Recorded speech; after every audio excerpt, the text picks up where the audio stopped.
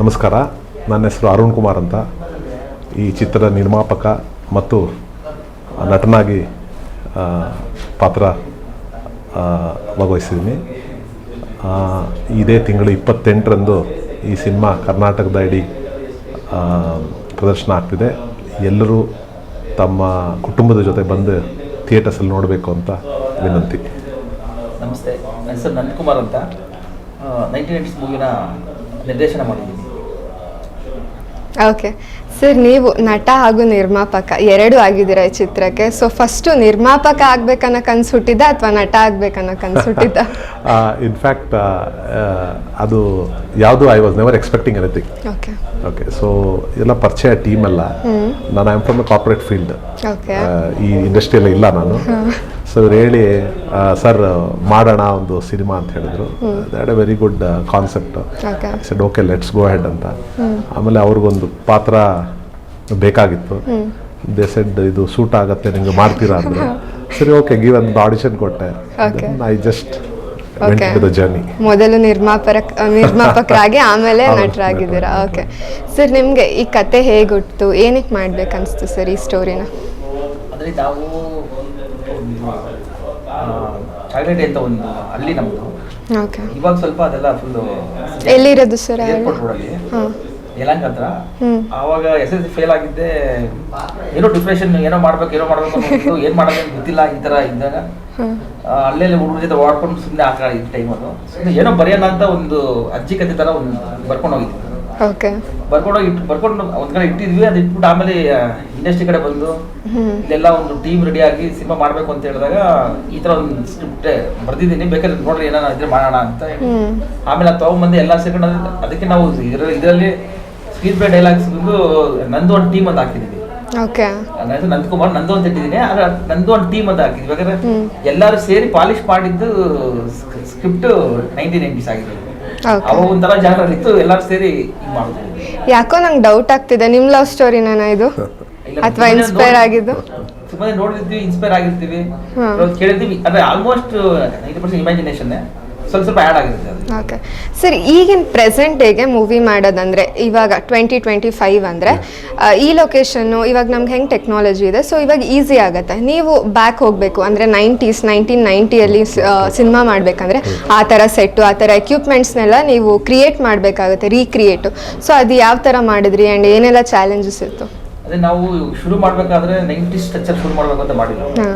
ಆ ಸ್ಕ್ರಿಪ್ಟ್ ಇಟ್ಕೊಂಡು ಮಾಡೋಣ ಅಂತ ಶುರು ಮಾಡಿದಾಗ ಆ ಸ್ಕೇಲು ಸ್ವಲ್ಪ ಬ್ರಾಡ್ ಆಗ್ತಾ ಹೋದಾಗ ತುಂಬಾ ಜನ ವಿಜುವಲ್ಸ್ ಎಲ್ಲ ನೋಡಿದವ್ರು ಹೇಳಿದ್ರು, ಇಲ್ಲ ಇದು ಬೇರೆ ತರನೇ ಆಗ್ತಾ ಇದೆ ಸಿನಿಮಾ, ಎಲ್ಲಾ ಭಾಷೆಗೆ ತಗೊಂಡೋಗ್ರಿ ಅಂತ ಹೇಳಿದ್ರು.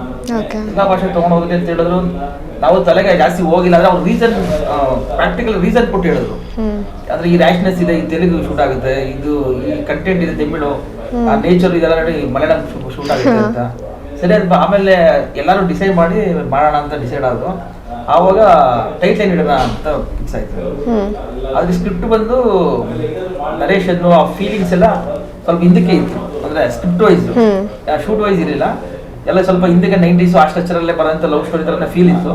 ಸರಿ ಅಂದ್ಬಿಟ್ಟು ಎಲ್ಲರೂ ಇಸ್ಬೇಲೆ ಹೋಗೋಣ ಅಂತ ಡಿಸೈಡ್ ಆದ್ರು. ಯಾವ ಇಸ್ಬಿ ಇಡೋಣ ಅಂತ ಅನ್ಕೊಂಡ ಟೈಮಲ್ಲಿ ಎಲ್ಲರೂ ಲವ್ ಅಂದ್ರೆ 90s ಅಂತ ಬ್ರಾಂಡ್ ಮಾಡ್ತಾ ಇದ್ರು. ನಾವು ನೋಡಿದ್ವಿ 90s ಹೋಗ್ಬಿಡೋಣ, 90s ಅಂತ ಇಟ್ಬಿಡೋಣ. ಸರಿ 90s ಅಂದಾಗ ಕೆಲವು ನಮ್ಮ ಟೀಮಲ್ಲಿ ಡಿಸ್ಕಷನ್ ನಡೆದು 90s ಆಮೇಲೆ 90 ಹೊಡಿ ಈ ಥರ ಬಂದ್ಬಿಟ್ರೆ ಸುಮ್ಮನೆ ಕಿಂಡಲ್ ಮಾಡ್ಬಿಡ್ತಾರೆ ಅಂತಂದ್ರು. 90s ಅಂದ್ರೆ ಕಿಂಡಲ್ ಮಾಡ್ತಾರೆ, ಬೇಡ. ಸರಿ ಏನ್ ಮಾಡೋಣ ಅಂದಾಗ 1990s ಇಟ್ಬಿಡೋಣ, ಅಂದ್ರೆ ಟೋಟಲ್ ಇಸ್ವಿ ಪೂರ್ತಿ ಇಟ್ಬಿಡೋಣ ಅಂತ ಡಿಸೈಡ್ ಆಗಿ ಎಲ್ಲರೂ ಫೋಕಸ್ ಆಗಿ ಇಟ್ರು. ಟೈಟ್ಲ್ ಇಟ್ಟ ಮೇಲೆ ನಾವೇನ್ ಮಾಡಿದ್ವಿ, ಇದು ಪ್ಯಾನ್ ಇಂಡಿಯಾ ಮಾಡ್ಬೇಕು ಅಂತ ಮಾಡಿ ಸಿನಿಮಾನ ಹೇಳ್ತಾ ಆಯ್ತದು. ಟೈಟ್ಲ್ ಇಟ್ಟಾದ್ಮೇಲೆ 90s ಸ್ಟ್ರಕ್ಚರ್ ಇಟ್ಟಿದೀವಲ್ಲ, ಶೂಟು ಅದೇ ಟ್ರೈ ಮಾಡೋಣ ಅಂತೇಳಿ ಆವಾಗ ನಾವು ಆ ಥರ ಶೂಟ್ ಮಾಡೋಕೆ ಶುರು ಮಾಡಿದ್ವಿ. 90s ಅದು ಟೈಟ್ಲ್ ಇಟ್ಕೊಂಡು ಆಮೇಲೆ ಹಳೆ ಆ ಥರ ಲೊಕೇಶನ್ಸು, ಆಮೇಲೆ ಆ ಥರ ಅದೇ ಥರ ಹಳೆ ಬಸ್ಸು, ಆ ಥರ ಬೆಟ್ಟ ಗುಡ್ಡಗಳು, ಆ ಥರ ಜನರಲ್ಲೇ ಹೋಗೋಣ ಅಂತ ಅವು ಬ್ಯಾಕ್ ಹೋಗಿ ಕ್ಯಾಮ್ರಾಮ್ಯಾನ್ ಇವರೆಲ್ಲ ಡಿಸೈಡ್, ಇದು ಹಾರ್ಟ್ ಡೈರೆಕ್ಟರ್ ಎಲ್ಲ ಸೇರಿ ಅದೇ ಥರ ಎಕ್ವಿಪ್ಮೆಂಟ್ಸ್ ಎಲ್ಲ ಇದು ಮಾಡಿ ರೆಡಿ ಮಾಡಿ. ಯಾವ ಎಕ್ವಿಪ್ಮೆಂಟ್ ರೀಕ್ರಿಯೇಟ್ ಮಾಡಕ್ ತುಂಬಾ ಕಷ್ಟ ಆಯ್ತು, ಚಾಲೆಂಜಿಂಗ್ ಅನ್ಸಿದೆ ಯಾವುದು? ಅಂದ್ರೆ ನಮ್ದು ಇದ್ರೊಳಗಡೆ ಎಕ್ವಿಪ್ಮೆಂಟ್ಸ್ ಜಾಸ್ತಿ ಯೂಸ್ ಮಾಡಿರೋದಕ್ಕಿಂತ ಲೊಕೇಶನ್ಸ್ ಆ ಥರ ಲೊಕೇಶನ್ಸ್ ನಿಮ್ಗೆ ಎಲ್ಲ ಲೊಕೇಶನ್ ನೋಡಿದ್ರು ನಿಮ್ಗೆ ಹಳೆ ಸ್ಟ್ರಕ್ಚರ್ ಇರೋ ಥರನೇ ಅಂತವೇ ಹುಡುಕಿ ಎಲ್ಲ ಲೈವ್ ಲೊಕೇಶನ್ಸ್ ಆ ಥರ ಲೊಕೇಶನ್ ರಿಸರ್ಚ್ ಮಾಡೋದು. ನಮ್ಮ ಮಂಜುನಾಥ್ ಅಂತ ಅದು ಕಾರ್ಯಕ್ರಮ ನಿರ್ಮಾಪಕರು ಹಾಡಲ್ಲಿ ಲೊಕೇಶನ್ಸ್ ಹೆವಿ ವರ್ಕ್ ಮಾಡಿದ್ದಾರೆ. ಓಕೆ ಇವಾಗ ಕೆಲವೊಂದೆಲ್ಲ ಪೋಷನ್ ಬೇಕು, ಅಲ್ಲೆಲ್ಲ ಹಳೆ ಸ್ಟ್ರಕ್ಚರ್ ಇರಬೇಕು ಅಂದಾಗ ಶಿವಮೊಗ್ಗ ಕಡೆ ಹೋದ್ರು, ಅಲ್ಲಿ ಪೇಪರ್ ಟೌನ್ ಅಂತ ಒಂದು ಇದೆ. ಹಾಂ ಪೇಪರ್ ಟೌನ್ ಭದ್ರಾವತಿ ಅಲ್ಲಿ ಎಲ್ಲಿ ನೋಡಿದ್ರು ಹಳೆ ಸ್ಟ್ರಕ್ಚರ್ ಇದೆ. ಹೌದು. ಇಲ್ಲಿ 90 ಶೂಟ್ ಮಾಡಿದ್ರೆ 90 ಸ್ಟ್ರಕ್ಚರ್ ಇರುತ್ತೆ. ನಾವು ಜಾಸ್ತಿ ರಿಸ್ಕ್ ತೊಗೊಂಡಂಗಿರಲ್ಲ, ವೆಹಿಕಲ್ಸ್ ಅವಾಯ್ಡ್ ಮಾಡ್ಕೊಂಡ್ರೆ ಸಾಕು, ಇದು ಬೋರ್ಡ್ಸ್ ಅವಾಯ್ಡ್ ಮಾಡ್ಕೊಂಡ್ರೆ ಸಾಕು ಅಂತ ಅಲ್ಲಿ ಆ ಥರ ಲೈವ್ ಹುಡುಕಿ ಮಾಡಿದ್ದು ಸಿನಿಮಾ. ಅದು 90 ಸ್ಟ್ರಕ್ಚರ್ ಅಲ್ಲಿ ಕೂತ್ಕೊಂತು. ಎಕ್ವಿಪ್ಮೆಂಟ್ಸ್ ಕಷ್ಟ ಆಗಲಿಲ್ಲ, ಲೊಕೇಶನ್ಸ್ ರಿಸ್ಕ್ ಆಯ್ತು. ಲೊಕೇಶನ್. ಸರ್ ಈ ಸಿನಿಮಾದಲ್ಲಿ ನಿಮ್ಮ ಪಾತ್ರದ ಬಗ್ಗೆ ಹೇಳೋದಾದ್ರೆ? ನಾನು ನಾಯಕಿಯ ತಂದೆಯಾಗಿ ಪಾತ್ರ ಓಕೆ ವಹಿಸ್ತೀನಿ. ಒಂದು ಈ ಸಿನಿಮಾ ಪೂರ್ತಿ ಹೀರೋ ಹೀರೋಯಿನ್ನು, ನಾಯಕಿ ತಂದೆ ಮೂರು ಮಧ್ಯದಲ್ಲೇ ರಿವಾಲ್ವ್ ಆಗೋದು. ಇದು ಭಾಳ ಇಂಪಾರ್ಟೆಂಟ್ ಪಾತ್ರ. ಒಂದು 7-8 ಊರುಗಳಿಗೆಲ್ಲ ಮುಖ್ಯ ಒಡೆಯ ಥರ and principled person. I can't change anything. So what decision very strict and I don't they should follow my rules and everything. Okay. So what decision I'll give is all about the movie. So idondu very emotional. The attachment ಇವ್ರ character build ಆಗಿದೆ. ಅಂದ್ರೆ ನಾವು ಅವ್ರನ್ನ involve ಮಾಡ್ಕೊಂಡಿಲ್ಲ, ಅಂದ್ರೆ ಅವ್ರು ನೋಡಿನೇ character build ಮಾಡಿದ್ದಾರೆ. ಧರ್ಮಸ್ಥಳ ಇವರಿಗಲ್ವಾ ಧರ್ಮಾಧಿಕಾರಿಗಳು, ಅವ್ರು ಬಂದ್ರೆ ಎಲ್ಲಾರು ಏನೋ ಒಂದು ಗೌರವ, ಏನೋ ಒಂದು ಸ್ಟ್ರಕ್ಚರ್, ಒಂದು ಆ ಗತ್ತು, ಆ ಇದೆಲ್ಲ ನೋಡಿ ಈ ತರ ಒಂದು ಕ್ಯಾರೆಕ್ಟರ್ ಬರಬೇಕು ಅಂತ ಅಂದಾಗ ಆ ಕ್ಯಾರೆಕ್ಟರ್ ರೈಟಿಂಗ್ ಆಯ್ತು. ರೈಟಿಂಗ್ ಆದ್ಮೇಲೆ ಅವ್ರು ಹುಡುಗದ ಇವ್ರ ಸೆಲೆಕ್ಷನ್, ಇವ್ರನ್ನ ಸ್ಕ್ರಿಪ್ಟ್ ತಗೊಂಡಿದ್ದೆ, ನಾವು ಕೊಟ್ಟಿವಿ ಜಾಕ್ಸನ್ ಸ್ಕ್ರಿಪ್ಟ್ ತಗೊಂಡಿದ್ದೆ. ಇವ್ರ ಹೈಟು ವೆಯ್ಟ್, ಯಾಕಂದ್ರೆ 100 ಜನದ ನಿಸಿದ್ರು ಇವ್ರೊಬ್ಬರ ಮೇಲೆ ಫೋಕಸ್ ಆಗುತ್ತೆ. ಈ ತರ ಕ್ಯಾರೆಕ್ಟರ್ ಇವ್ರು ಕರೆಕ್ಟ್ ಆಗಿರ್ತಾರೆ ಅಂತ ಅದು ಸ್ಕ್ರಿಪ್ಟ್ ಚಾಯ್ಸ್. ಓಕೆ ಸರ್, ನೀವು ರಿಯಲ್ ಲೈಫಲ್ಲಿ ಹೇಗೆ? ಅಷ್ಟೇ ಸ್ಟ್ರಿಕ್ಟಾ? No, I am a very grounded, real life ku opposite grounded person. I work in a corporate. Okay. Totally corporate field adine. Very grounded and lives on one positive, always positive. I see positivity. So whenever they approach adralla madana andebittu, I saw only the positive part of it. Okay. Why not we can do andebittu. So hangagi I took that as a challenge and I have done my justice for that.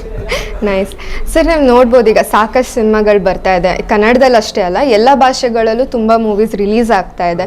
So ನೀವು ಯಾಕೆ 1990 ಚಿತ್ರ ವಿಭಿನ್ನ ಅನ್ನೋದಾದ್ರೆ? ಅದು ವಿಭಿನ್ನ ಅನ್ನೋದಕ್ಕೆ ಏನು reason, main reason ಎಲ್ಲ ಇದೆ. ಇದ್ರೊಳಗಡೆ ಸಿನಿಮಾದ ಒಳಗಡೆ ನಾವು ಶೂಟ್ ಮಾಡಿರೋಂಥ ಒಂದು ಆ ಸಿನಿಮಾಗೆ ಸ್ಕ್ರಿಪ್ಟಿಗೆ ಬ್ಯಾಕಪ್ ಇದೆಯಲ್ಲ, ಅದು ಬಂದು ನೇಚರ್ ತೋರಿಸಿದೀವಿ ಅಂತಲ್ಲ, ನೇಚರ್ ಆ್ಯಡ್ ಆಗಿದೆ. ನೇಚರ್ ಒಳಗಡೆ ಗಾಳಿ, ಈ ಪಂಚ ಇದಂತಾರಲ್ವಾ, ಇದೆಲ್ಲ ಆ್ಯಡ್ ಆಗೈತೆ. ಇದು ಬಂದು ಇದು ಜನಗಳ ಹತ್ರ ಮಾತಾಡುತ್ತೆ, ಇದು ಆ ಸಿಚುವೇಶನ್ ಹೇಳುತ್ತೆ. ಅದು ನೀವು ಸಿನಿಮಾ ಪೂರ್ತಿ ಗಾಳಿ ಬೀಸ್ತಾನೆ ಇರುತ್ತೆ. ನಿಮಗೆ ಥಿಯೇಟರ್ ಬಂದು ಕುತ್ಕೊಂಡ್ರೆ ಜನ ಆ ಗಾಳಿ ಫೀಲ್ ಮಾಡ್ತಾನೆ ಇರ್ತಾರೆ. ಹೆಣ್ಣವರ್ಗು ಮನೆ ಒಳಗಡೆ ಇದ್ರೂ ಡೋರು ಇದು ಓಪನ್ ಆಗಿರುತ್ತೆ, ಗಾಳಿ ಬರ್ತಾ ಇರುತ್ತೆ. ಗಾಳಿ ಒಂದು ಲೇಯರ್ ಬಂದ್ಬಿಡುತ್ತೆ. ಅದಾದ್ಮೇಲೆ ನೈಟ್ ಆದ್ರೆ ಗುಡುಗು ಮಿಂಚು, ಒಂದು ವೆದರ್ ಚೇಂಜ್ ಅವ್ರು ಹೇಳ್ತಾ ಇರ್ತಾರೆ. ಆಮೇಲೆ ಮಳೆ, ಇದೆಲ್ಲ ಅಂದ್ರೆ ಆ ಸಿಚುವೇಶನ್ ತಕ್ಕಂಗೆ ಅವು ಬಿಲ್ಡ್ ಆಗ್ತಾ ಹೋಗ್ತವೆ. ಇದು ಹೆಂಗ್ ಬಿಲ್ಡ್ ಆಗಿದೆ ಅಂತಂದ್ರೆ, ನಿಮ್ಗೆ ಅಲ್ಲಿ ಸೀನ್ ಫೀಲ್ ಆಗಿತ್ತು ಅಂತಂದ್ರೆ ಇವೆಲ್ಲ ರ್ಯಾಶ್ ಆಗಿ ಬರುತ್ತೆ. ಈ ಹುಡುಗನಿಗೆ ರ್ಯಾಶ್ ಆಗಿ ಹೊಡೆಯುತ್ತೆ, ಗಾಳಿ ಜೋರಾಗಿ ಬೀಸುತ್ತೆ. ಇಲ್ಲೊಂದು ಲವ್ ಸೀನ್ ನಡೀತಾ ಇದೆ ಅಂದಾಗ ರ್ಯಾಶ್ ಆಗಿ ಬರುತ್ತೆ, ಫೀಲಿಂಗ್ಸ್ ನಡೀತಾ ಇದೆ ಅಂದಾಗ ಸ್ಮೂತ್ ಆಗಿ ಬರುತ್ತೆ. ಈ ಥರದೆಲ್ಲ ನೇಚರ್ ಆ್ಯಡ್ ಆಗಿದೆ. ಅದನ್ನ ಆ ಸೌಂಡ್ ನಲ್ಲಿ ಅಟ್ಮಾಸ್ ಮಾಡ್ತಾ ಇರೋದು. ಅಟ್ಮಾಸ್ ಸೌಂಡ್ ಅಲ್ಲಿ ಆ ಬಿಗ್ ಸ್ಕ್ರೀನ್ ಬರೋದಕ್ಕೆ ಜನಕ್ಕೆ ಇನ್ನೊಂದು ವರ್ಡ್ ನೋಡ್ಕೊಂಡ್ ಬಂದಂಗಿರುತ್ತೆ. ಎಫೆಕ್ಟ್ ನ ಎಲ್ಲರೂ ಫೀಲ್ ಮಾಡ್ತಾರೆ ಖಂಡಿತ. ಅದ್ರ ಜೊತೆ ಎಮೋಷನಲ್ ಜೊತೆ ಇದನ್ನ ಫೀಲ್ ಮಾಡೋದ್ರಿಂದ ಒಂದು ಬೇರೆ ಇದು ಫೀಲೇ ಆಡಿಯನ್ಸ್ ಸಿಗುತ್ತೆ. ಓಕೆ ಸರ್, ಯಾಕೆ ವೀಕ್ಷಕರು ಈ ಚಿತ್ರ ನೋಡಬೇಕು ಅನ್ನೋದಾದ್ರೆ? ನಾನು ಎಲ್ರಿಗೂ ಹೇಳೋದು, success of a movie is 2 parts ಇದೆ. ಒನ್ ಇಸ್ ಕುಟುಂಬದಲ್ಲಿ success main pillars are father and mother, ತಂದೆ ತಾಯಿ. ತಂದೆ ಬಂದು ಸ್ಕ್ರಿಪ್ಟು, ತಾಯಿ ಬಂದು music. If this 2 are strong, any movie will win. ಇಲ್ಲಿ ಕುಟುಂಬ, ನಾವೆಲ್ಲ as a team members amazing. Everybody are passionate, very passionate people. No pressure on anybody, ಯಾರ ಮೇಲೂ ಪ್ರೆಷರ್ ಇಲ್ಲ. ಇದು ಮಾಡಬೇಕು, ಅವ್ರವ್ರ ಡಿಪಾರ್ಟ್ಮೆಂಟ್ ಅವ್ರು ಮಾಡಿದ್ದಾರೆ. ಸೊ ಕುಟುಂಬದವರೆಲ್ಲ ಬಂದು ಈಗಿನ ಜನ್ರೇಷನ್ಗೆ ದೇ ಡೋಂಟ್ ಹ್ಯಾವ್ ಅಷ್ಟು ವ್ಯಾಲ್ಯೂಸ್ ಗೊತ್ತಿಲ್ಲ, ಫ್ಯಾಮಿಲಿ ವ್ಯಾಲ್ಯೂಸ್. ಅವು ಹೆಂಗಿದ್ರು ಅಂತ ನಾವು ಹೇಳ್ತೀವಲ್ಲ, ನಮ್ಮ ಮಕ್ಕಳಿಗೆ ಹಿಂಗೆ ಇರಬೇಕು, ಹಂಗಿದ್ವಿ ನಾವು ಅಂತ. ಅದೆಲ್ಲ ನಾವು ವಿ ಹವ್ ಗಾಟನ್. ಒಂದು family values, what is the ಬಾಂಧವ್ಯ, ಒಂದು ರಿಲೇಷನ್ಶಿಪ್ಗೆ ಏನು ವ್ಯಾಲ್ಯೂ ಅನ್ನೋದು ಈ ಮೂವಿಯಲ್ಲಿ ತೋರಿಸಿದ್ವಿ. ಸೊ ಖಂಡಿತ ಇದಕ್ಕೆ ಯಾವುದು ವರ್ಟಿಕಲ್ ಆಫ್ ಪೀಪಲ್ ಇಲ್ಲ, ಇದೇ ಸೆಗ್ಮೆಂಟ್ ಅಂತ. Right from 10 to 80 people who are in that age can come and watch this movie. Okay. So ನೋಡಿದ್ರಲ್ಲ ವೀಕ್ಷಕರೇ, ಇದೇ ಫೆಬ್ರವರಿ 28ನೇ ತಾರೀಕು 1990 ಚಿತ್ರ ರಿಲೀಸ್ ಆಗ್ತಿದೆ. ಎಲ್ಲರೂ ಕೂಡ ಫಸ್ಟ್ ಡೇ ಫಸ್ಟ್ ಶೋ ಹೋಗಿ ಸಿನಿಮಾ ನೋಡಿ ಹೇಗೆ ಅನಿಸ್ತು ಅಂತ ಕಮೆಂಟ್ ಮಾಡಿ. Thank you so much sir. All the best. ನಿಮ್ಮ ಚಿತ್ರ ಸಕ್ಸಸ್ ಸಿಗಲಿ. Thank you.